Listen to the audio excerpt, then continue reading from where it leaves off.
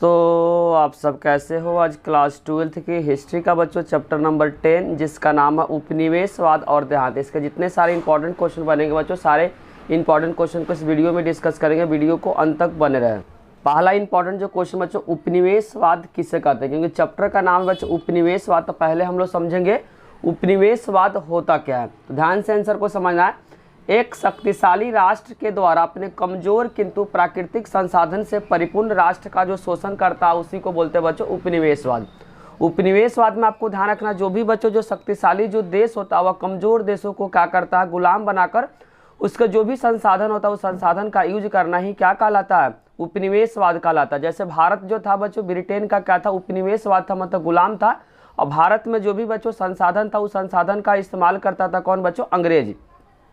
इसीलिए यहाँ बोलना चाह रहे हैं एक शक्तिशाली राष्ट्र, राष्ट्र का मतलब देश के द्वारा अपने कमजोर देश, लेकिन जो भी कमजोर देश है बच्चों प्राकृतिक संसाधन से परिपूर्ण है।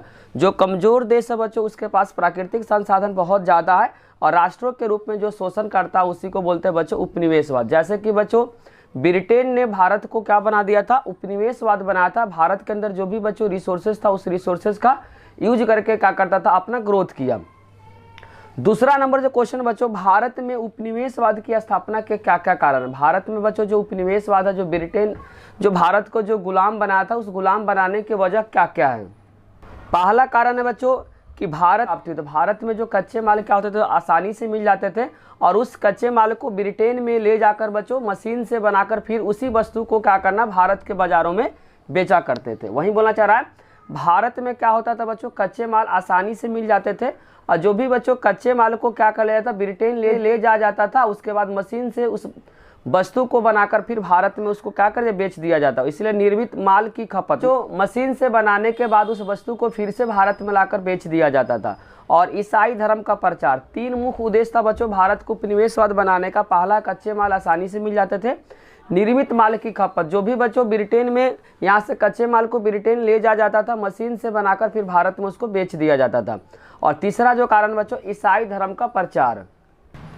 क्वेश्चन नंबर 3 बच्चों, पेपर के पॉइंट अभी से बहुत इंपॉर्टेंट है। प्लासी का युद्ध बच्चों क्या था, जो पेपर के लिए बहुत इंपॉर्टेंट है। आपको क्या करना, आंसर को बारीकी से समझना है। प्लासी का जो युद्ध हुआ था बच्चों, बंगाल के नवाब का मतलब राजा, जो जिसका नाम था बच्चों सिराजुद्दौला, और ईस्ट इंडिया कंपनी के बीच हुआ था। तो आपसे पेपर में अगर पूछा जाता है कि प्लासी का युद्ध बच्चों किसके बीच में हुआ था, तो प्लासी का युद्ध जो हुआ था बच्चों बंगाल के जो नवाब, जिनका नाम आपको ध्यान का सिराजुद्दौला, और ईस्ट इंडिया कंपनी के बीच हुआ था। एक नंबर के लिए बहुत इंपॉर्टेंट है। पेपर में आपसे पूछा जाएगा बच्चों प्लासी का युद्ध किसके बीच हुआ था। प्लासी का युद्ध जो हुआ था बच्चों बंगाल के नवाब सिराजुद्दौला और ईस्ट इंडिया कंपनी के बीच हुआ था। कब हुआ था, तो आपको ईयर को याद करना है। यह युद्ध 23 जून 1757 ईस्वी को प्लासी नामक जगह पे हुआ था। जो प्लासी का जो युद्ध हुआ था बच्चों, इसको क्या करना, आपको डेट को भी याद करना, ईयर को भी याद करना। प्लासी का जो युद्ध हुआ था 23 जून 1757 ईस्वी को बच्चों, वेस्ट बंगाल में एक जगह है प्लासी, उसी जगह पे क्या हुआ था, प्लासी का युद्ध हुआ था। और किसके बीच हुआ था बच्चों, ईस्ट इंडिया कंपनी और जो बंगाल के नवाब जो सिराजुद्दौला था उसी के बीच में यह लड़ाई हुआ था। नेक्स्ट पॉइंट है बच्चों, 23 जून 1757 ईस्वी को प्लासी के मैदान में दोनों सेनाओं के बीच अनबन हो गई। दोनों सेना का मतलब हुआ कि बच्चों जो बंगाल के नवाब जो सिराजुद्दौला और अंग्रेज के जो सेना था उन दोनों सेनाओं के बीच क्या हो गया, अनबन हो गई। उसके बाद नवाब के एक बड़े भाग की सेना युद्ध से पीछे हट गई। उसके बाद जब लड़ाई स्टार्ट हो गया बच्चों, तो नवाब का जो सेना था कुछ सेना क्या हो गया, वो लड़ाई से पीछे हट गया। आगे बताएंगे बच्चों पीछे हटने का वजह, आगे बता देंगे कि जो बंगाल का नवाब जो सिराजुद्दौला का बहुत सारे सेना युद्ध से पीछे हटने का कारण आगे आपको बताएंगे। इसके बावजूद भी बच्चों सिराजुद्दौला का सेना जिसका नेतृत्व कर रहा था बच्चों, सेना का मतलब कुछ सेना का जो नेतृत्व कर रहा था, जो हेड था उसका नाम था मीर बदन। क्या नाम था बच्चों, एक सेना का टुकड़ी था सिराजुद्दौला का बहुत सारे सेना था, उस सेना का एक टुकड़ी का जो नेतृत्व कर रहा था उसका नाम था बच्चों मीर मदन। क्या नाम था, मीर मदन। और दूसरा सेना का टुकड़ी का नाम अभी बताते बच्चों, दूसरे का नाम था बच्चों मोहनलाल कर रहे थे। पहले का नाम था बच्चों मीर बदन, दूसरे सेना का जो नेतृत्व कर रहा था मोहनलाल कर रहा था, जिसने अंग्रेजी सेना के डटकर क्या किया था, सामना किया था। जो अंग्रेजी सेना के सामने दोनों बच्चों मीर बदन और मोहनलाल ने क्या किया था, सामना किया था। लेकिन मीर जाफर बच्चों जो गद्दारी के कारण, ये भी क्वेश्चन बहुत पेपर में आता है, लेकिन जो मीर जाफर था बच्चों उसने गद्दारी के कारण सिराजुद्दौला की इस युद्ध में हार हो गई। जो मीर जाफर था बच्चों वो सिराजुद्दौला से क्या कर दिया, गद्दारी कर दिया। गद्दारी के कारण बच्चों जो प्लासी के युद्ध में सिराजुद्दौला हार गया। आगे पढ़ाएंगे बच्चों, मीर जाफर को बेसिकली क्या किया जाता, लालच दे दिया था और मीर जाफर को बच्चों रॉबर्ट क्लाइव ने बोला था कि अगर हम सिराजुद्दौला से प्लासी के युद्ध में अगर जीतते हैं तो जीतने के बाद क्या कर देंगे, मीर जाफर को बच्चों बंगाल का नवाब बना देंगे, जिसके कारण से मीर जाफर को क्या हो गया बच्चों, लालच हो गया। लालच बाद उसने सिराजुद्दौला को क्या कर दिया, गद्दारी कर दिया, मतलब धोखा दे दिया। उसके बाद प्लासी के युद्ध में बच्चों सिराजुद्दौला की हार हो गई, इसीलिए लिखना चाह रहा। लेकिन मीर जाफर की गद्दारी मतलब धोखा देने के कारण बच्चों सिराजुद्दौला की इस युद्ध में हार हो गई। वह जान बचाकर भागा, लेकिन मीर जाफर के जो बेटे मीरन ने पकड़वा कर क्या कर दिया, सिराजुद्दौला को मरवा दिया। जब बच्चों जान बचाकर सिराजुद्दौला जब भाग रहे थे तो मीर जाफर का जो बेटा था बच्चों मीरन ने क्या कर दिया, उसको पकड़वा कर मरवा दिया। और फोर्थ में बच्चों गिवन है प्लासी के युद्ध होने के कारण। जो प्लासी का जो युद्ध हुआ था बच्चों, उसके होने का बेसिकली दो कारण है। दोनों कारण को क्या करेंगे, बारी बारी से पढ़ेंगे। पहला जो कारण आपको ध्यान रखो, जो पहला कारण जो है, पहला कारण में सिराजुद्दौला ने अंग्रेजों की जो फोर्ट विलियम जो किला था उसको नष्ट करने का हुक्म दिया। आपको ध्यान रखना पहला पॉइंट में बच्चों देखना, सिराजुद्दौला ने अंग्रेजों की जो फोर्ट विलियम जो बच्चों जो किला था उसको नष्ट करने का क्या कर दिया, हुक्म दिया। हुक्म मतलब आदेश दिया। सिराजुद्दौला ने बच्चों अंग्रेजों की एक फोर्ट विलियम जो किला था उसको नष्ट करने का क्या कर दिया, हुक्म दिया।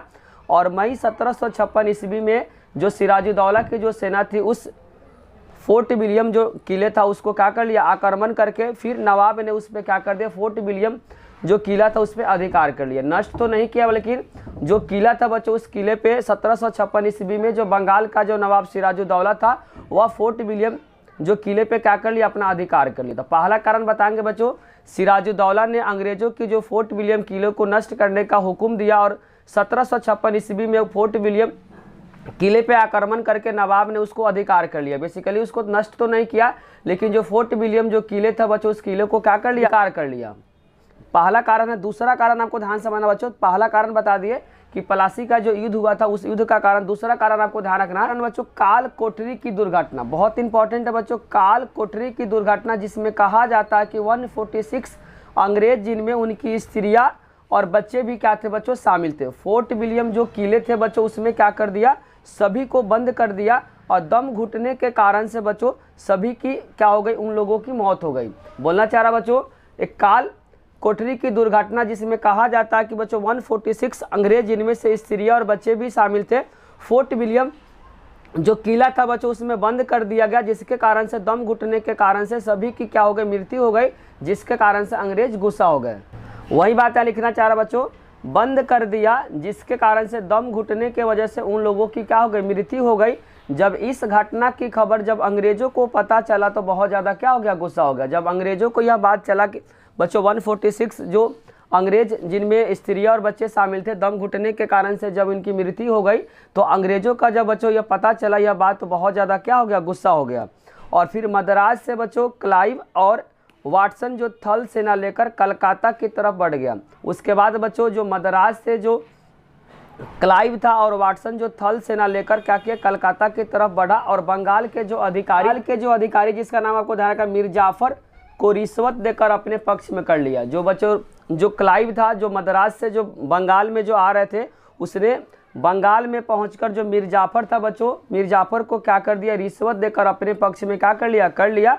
और यहाँ आने के बाद हुगली नदी पर भी क्या कर लिया, अंग्रेजों ने अधिकार कर लिया। और अंत में राजा को क्या करना पड़ा, राजा मतलब सिराजुद्दौला को झुकना पड़ा। पर जो फिफ्थ है बच्चों, प्लासी युद्ध का परिणाम, बहुत इंपॉर्टेंट क्वेश्चन बच्चों। प्लासी जो युद्ध हो गया उसका परिणाम क्या हुआ, तो परिणाम हुआ कि बच्चों मीर जाफर को जो क्लाइव ने बंगाल का नवाब घोषित कर दिया। जो मीर जाफर था बच्चों जिन्होंने क्या किया था, गद्दारी किया था, उस गद्दारी के कारण ही प्लासी के युद्ध में बच्चों सिराजुद्दौला की हार हो गई। जब प्लासी का युद्ध जब खत्म हो गया उसके बाद क्या हुआ बच्चों, मीर जाफर को रॉबर्ट क्लाइव ने बंगाल का क्या कर दिया, नवाब घोषित कर दिया है, बना दिया।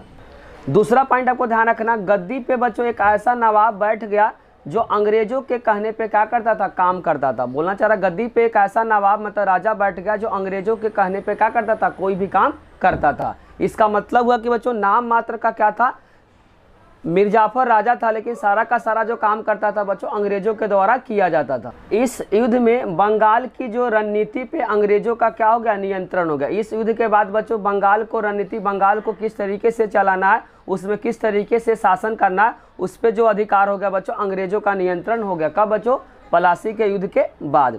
बाद अंग्रेज ने बंगाल पे घुसते चले गए और आगे बढ़ते चले गए। सबसे पहले बच्चों भारत में अंग्रेजों ने जो गुलाम बनाया था वह बनाया था बच्चों वेस्ट बंगाल को, फिर धीरे धीरे क्या किया पूरे भारत को गुलाम बनाया उन्होंने। तो सबसे पहले अंग्रेजों ने बच्चों जो भारत का जो कौन सा पार्ट को गुलाम बनाया था, तो वेस्ट बंगाल को बनाया था, मतलब पश्चिम बंगाल को बनाया था, फिर धीरे धीरे घुसते चले गए और पूरे भारत को क्या कर दिया उन्होंने गुलाम बना लिया। नेक्स्ट क्वेश्चन बच्चों क्वेश्चन नंबर 6 में लिखा हुआ बंगाल तथा वहाँ के जमींदार के बारे में बताना कि बंगाल तथा वहाँ के जो जमींदार है बच्चों उस जमींदार के बारे में क्या करना है, पढ़ना है। औपनिवेशिक शासन सबसे पहले बच्चों बंगाल में स्थापित किया। जो औपनिवेशिक का मतलब जो गुलाम बनाया था बच्चों अंग्रेजों ने, सबसे पहले बंगाल को बनाया था। बंगाल ही वैसा प्रांत था जहां सबसे पहले ग्रामीण समाज को पुनर्व्यवस्थित का मतलब सबसे पहले जिस तरीके से बच्चों जो बंगाल का जो नवाब जो सिराजुद्दौला क्या कर रहा था, शासन चला रहा था, उस शासन को क्या कर दिया अंग्रेजों ने फिर से क्या किया पुनर्व्यवस्थित, फिर से क्या किया स्टार्ट किया, अपने तरीके से स्टार्ट किया। और उन्होंने क्या किया अंग्रेजों ने बच्चों भूमि संबंधी अधिकारों की नई व्यवस्था लाई। भूमि संबंधी जो अधिकार है बच्चों उसके नई व्यवस्था क्या कर दी, लागू कर दी। और साथ साथ बच्चों नई राजस्व प्रणाली स्थापित करने का अंग्रेजों ने क्या किया, प्रयास किया।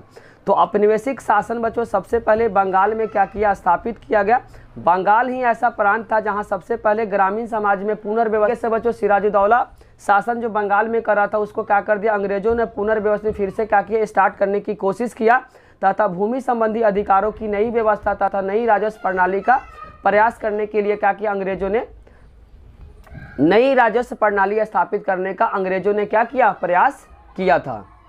नेक्स्ट क्वेश्चन बच्चों क्वेश्चन नंबर 7 जिसमें लिखा है जमींदार किसे कहते हैं। क्वेश्चन नंबर 7 में बच्चों जमींदार के बारे में पढ़ना है कि जमींदार किसे कहते थे। जमींदार जो था बच्चों वास्तव में राजस्व एकत्रित करने वाला अधिकारी था। बेसिकली क्या था बच्चों, जो जमींदार था वह किसानों से टैक्स लेकर क्या करता था, अंग्रेज को देता था। जमींदार जो था बेसिकली क्या था बच्चों, राजस्व का मतलब टैक्स एकत्रित करने वाला एक अधिकारी था, जो क्या करता था बच्चों, किसान से टैक्स लेकर अंग्रेज को देता था। जो जमींदार था बच्चों, जमींदार किसान से टैक्स लेता था और उस टैक्स को किसको देता था बच्चों, अंग्रेज को देता था। जिसके अधीन में किसी बच्चों जो जमींदार था उसके अधीन पूरा इलाका था, किसी को बच्चों पूरा जिला था, किसी को अनेक गांव था। बहुत सारे जो जमींदार था बच्चों, किसी जमींदार को पूरा इलाका दे दिया जाता था कि इस इलाके से क्या करना, आपको टैक्स वसूल कर राजा को देना है। किसी जमींदार को पूरा जिला मिल जाता था, किसी जमींदार को पूरे गाँव मिल जाता था। कभी कभी किसी जमींदार को बच्चों 400 से अधिक गाँव भी मिलता था। किसके लिए बच्चों, राजस्व इकट्ठा कर राजा को देना, मतलब राजा मतलब यहाँ पे अंग्रेज को देना। नेक्स्ट पॉइंट आपको ध्यान से समझना है, जो जमींदार था बच्चों अपने सेनाएं रख सकता था, इन्हें कभी कभी राजा भी कहा जाता था। जमींदार जो था बच्चों अपने साथ अपने पास सेना रख सकता था और इन्हें स्टार्टिंग समय में बच्चों राजा भी कहा जाता था। जमींदार यह निर्धारित करता था कि अलग अलग गांव से राजस्व की कितनी मांग करनी होगी। जमींदार जो डिसाइड करता था बच्चों अलग अलग जो गांव था उस गांव से कितना राजस्व को क्या करना, इकट्ठा करना। यहाँ पे बच्चों अंग्रेज का किसी तरीके से रोल नहीं था। तो वही बोला चला जमींदार यह निर्धारित करता था, यह डिसाइड करता था कि अलग अलग गांव से राजस्व की कितनी मांग करनी होगी। बेसिकली जमींदार डिसाइड करता था बच्चों किस गांव से कितना क्या करना, टैक्स मतलब राजस्व को क्या करना, एकत्रित करना है। इसमें अंग्रेजों का किसी तरह से क्या कहता, अंग्रेजों का बच्चों किसी तरीके से इसमें हस्तक्षेप नहीं था।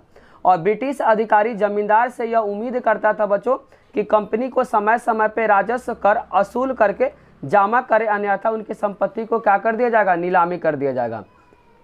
अंग्रेज बच्चों जमींदार को बोला था कि समय समय पे क्या करना है, गांव से मतलब टैक्स को वसूल कर राजा को देना। ने क्या कर दिया था बच्चों, जमींदार को यह काम सौंप दिया था अलग अलग गांव से क्या करना, एक पार्टिकुलर एक फिक्स क्या करना, राजस्व को अंग्रेज को देना। अगर बच्चों समय पे अगर जमींदार राजस्व को दे नहीं पाता था तो जमींदार का जो था बच्चों वह जमीन या संपत्ति को क्या कर दिया जाता था, अंग्रेजों के द्वारा नीलामी कर दिया जाता था।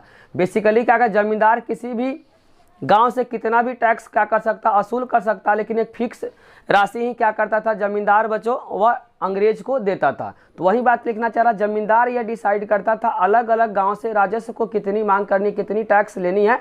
और ब्रिटिश अधिकारी जमींदार से यही उम्मीद करता था कि कंपनी को समय समय पे क्या करेगा, राजस्व वसूल करके अंग्रेज को देगा, अन्यथा जो जमींदार है बच्चों उसके संपत्ति को क्या कर दिया जाएगा, नीलामी कर दिया जाएगा। अगर बच्चों जो जमींदार है अगर समय पे टैक्स को अगर नहीं दे पाएगा तो जो जमींदार है उस जमींदार का जो जमीन है उसको नीलामी अंग्रेजी के द्वारा की जाएगी। क्वेश्चन नंबर 8 बच्चों पेपर के पॉइंट ऑफ व्यू से बहुत ही इंपॉर्टेंट है। इसको क्या कर बच्चों स्टार लगा, इंपॉर्टेंट मार्कर है और आंसर को आपको क्या करना, ध्यान से समझना। आपको कहानी के फॉर्म में बच्चों क्वेश्चन को समझा देंगे। वर्धमान में की गई नीलामी की घटना बताना। वर्धमान बच्चों बेसिकली जगह है, वर्धमान बच्चों बेसिकली जगह है कहाँ का बच्चों, वेस्ट बंगाल का। उसका वहाँ का बच्चों एक जमींदार था जो क्या किया था, समय पे राजा को राजस्व नहीं दे पाया था, जिसके कारण से उसकी संपत्ति नीलामी कर दी जा रही थी। वही कहानी है बच्चों, आपको ध्यान से समझना। वर्धमान में की गई नीलामी की घटना, डेट ईयर को याद करना। सन 1797 ईस्वी में वर्धमान, आज के समय में बच्चों वर्धमान है, एक नीलामी की गई जो बड़ी सार्वजनिक घटना। 1797 ईस्वी में वर्धमान, आज के जो नाम है बच्चों उसका वर्धमान में एक नीलामी की गई थी जो बड़ी क्या थी, सार्वजनिक घटना थी। 1797 ईस्वी में बच्चों वर्धमान, जो कि वर्तमान समय में वर्धमान नाम है, एक नीलामी की गई थी जो क्या थी बच्चों, बड़ी सार्वजनिक घटना थी।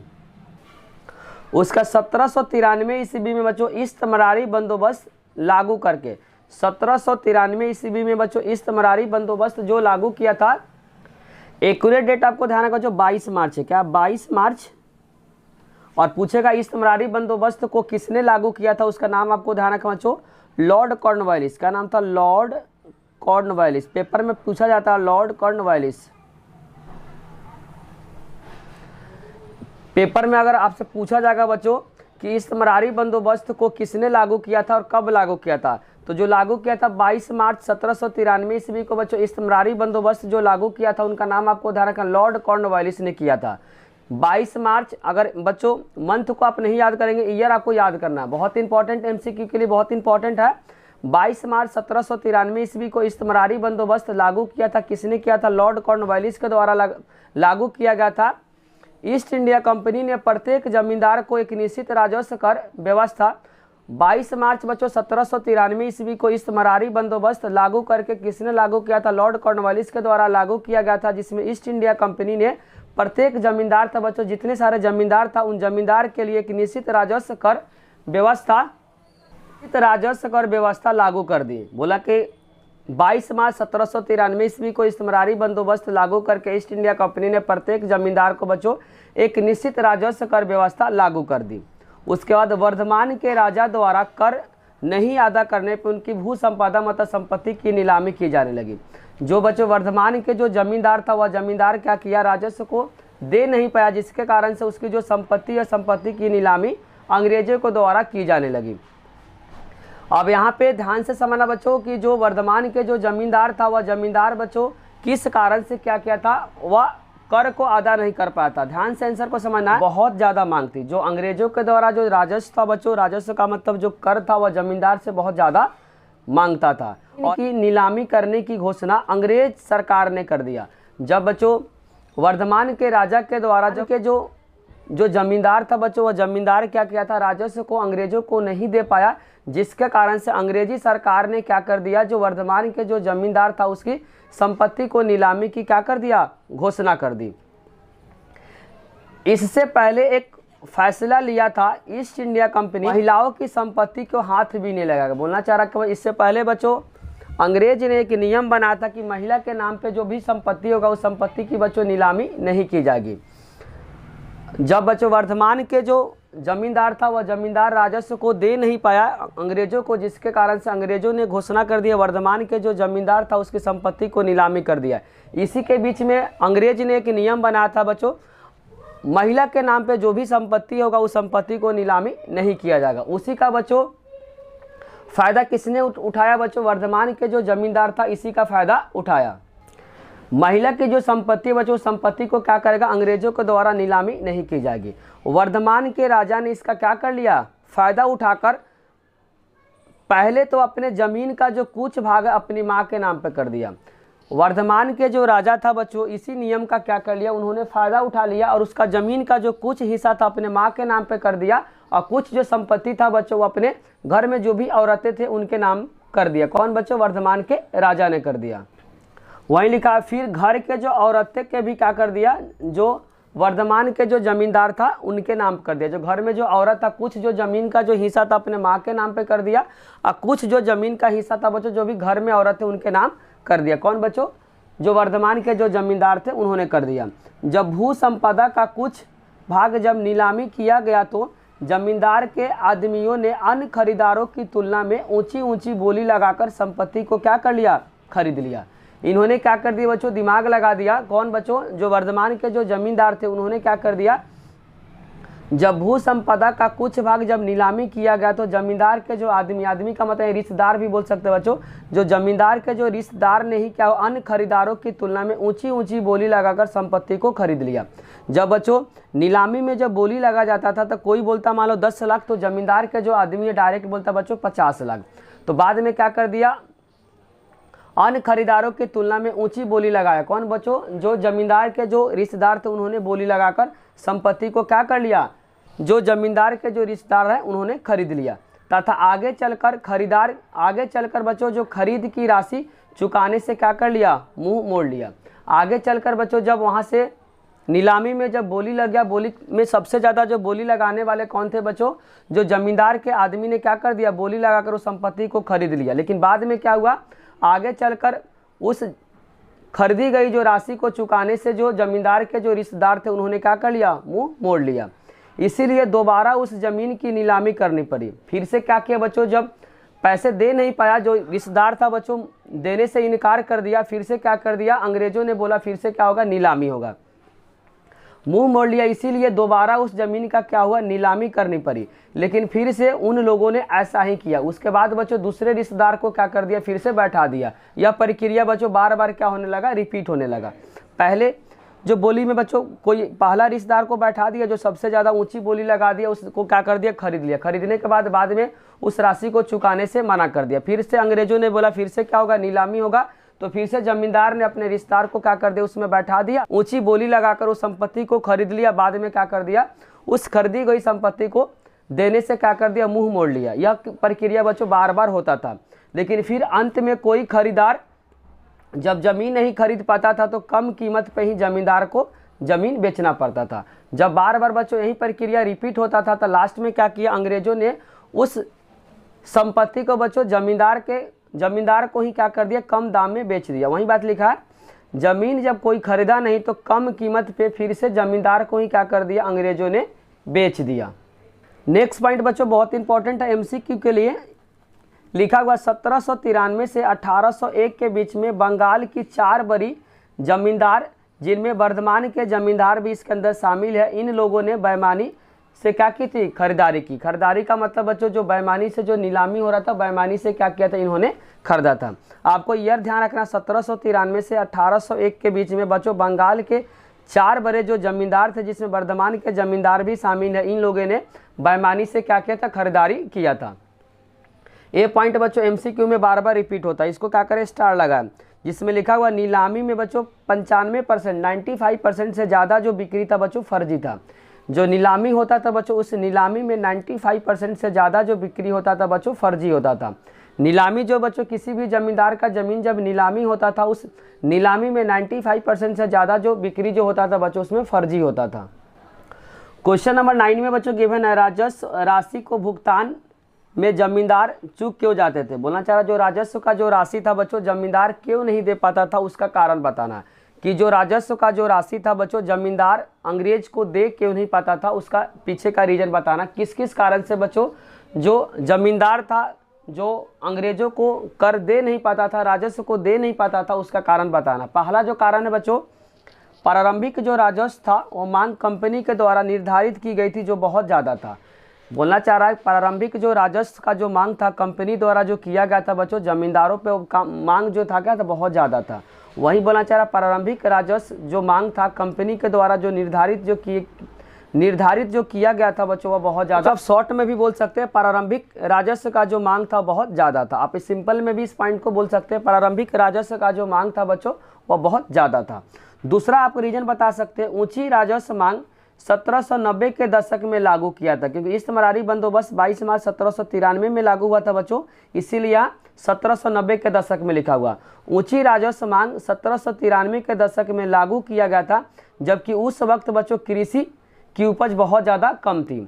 जब बच्चों इस्तेमारी बंदोबस्त जब 1793 में जब लागू हुआ था, उस समय बच्चों कृषि की उपज बहुत से बच्चों उपज हो नहीं पाता था, और जिसके कारण से बच्चों जो किसान था वह जमींदार को दे नहीं पाता था। किसान था बच्चों वह जमींदार को राजस्व नहीं दे पाता था, और जमींदार जो था बच्चों वह अंग्रेजों को दे नहीं पाता था। तीसरा कारण आपको बताना बच्चों, तीसरा कारण में किसान के लिए जमींदार को उनके निश्चित राशि चुकाना मुश्किल था, क्योंकि इस हालात में जमींदार खुद किसानों से राजस्व इकट्ठा नहीं कर पाता था। बोलना चाह रहा किसान के लिए बच्चों जमींदार को उनके निश्चित राशि चुकाना मुश्किल था। इस हालात में जमींदार खुद किसानों से राजस्व इकट्ठा नहीं कर पाता था, क्योंकि बच्चों किसानों के पास जब उपज नहीं हो पाता था तो किसान जमींदार को दे नहीं पाता था, कि उस समय बच्चों जो कृषि की अच्छी स्थिति नहीं थी, स्थिति बहुत ज़्यादा बुरा था, जिसके कारण से किसानों को उपज हो नहीं पाता था। किसान के लिए जमींदार को उनके निश्चित राशि चुकाना मुश्किल हो गया था। इस हालात में जमींदार खुद किसानों से राजस्व इकट्ठा नहीं कर पाता था।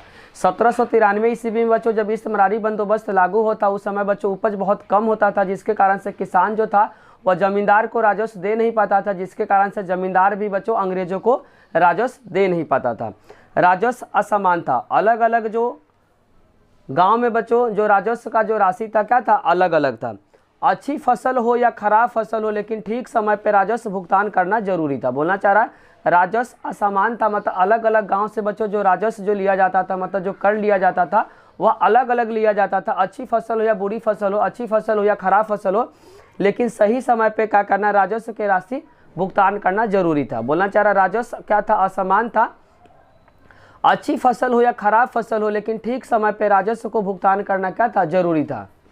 नेक्स्ट पॉइंट आपको ध्यान से समझना है, किसान को उपज हो या न हो वसूली हर हालत में की जाती थी। बोलना चाह रहा है किसान को उपज हो या न हो हर हालात में क्या किया जाता था बच्चों, वसूली करना जरूरी था। नेक्स्ट बच्चों सूर्यास्त विधि, इसी में आपको ऐड करना बच्चों सूर्यास्त विधि। सूर्यास्त विधि आपको ध्यान से समझना, यह एक ऐसा कानून था जिसके अनुसार यदि निश्चित तारीख को सूर्य अस्त होने से पहले राजस्व भुगतान नहीं किया जाता था, उस जमींदार को जमीन क्या कर दिया था, नीलामी कर दिया जाता था। बोलना चाह रहा यह एक ऐसा कानून था जिसके अनुसार यदि निश्चित तारीख को सूर्य अस्त होने से पहले राजस्व अगर भुगतान नहीं किया जाता था तो उस जमींदार का जमीन जो था बच्चों नीलामी कर दिया जाता था। एक मान लेते बच्चों एक डेट फिक्स किया गया, उस डेट के बच्चों सूर्य अस्त होने से पहले क्या करना, आपको टैक्स को जमा कर देना। अगर टैक्स को बच्चों कोई जमींदार नहीं दे पाता था तो उसके बाद उसकी जो संपत्ति थी बच्चों उसको नीलामी कर दी जाती थी। बचे हुए क्वेश्चन को बच्चों नेक्स्ट पार्ट में लेकर आएंगे। अगर बच्चों वीडियो अच्छी लगी हो तो लाइक कमेंट और सब्सक्राइब करना चैनल को ना भूले। कोई भी डाउट हो तो कमेंट बॉक्स में जरूर लिखिए। Thank you.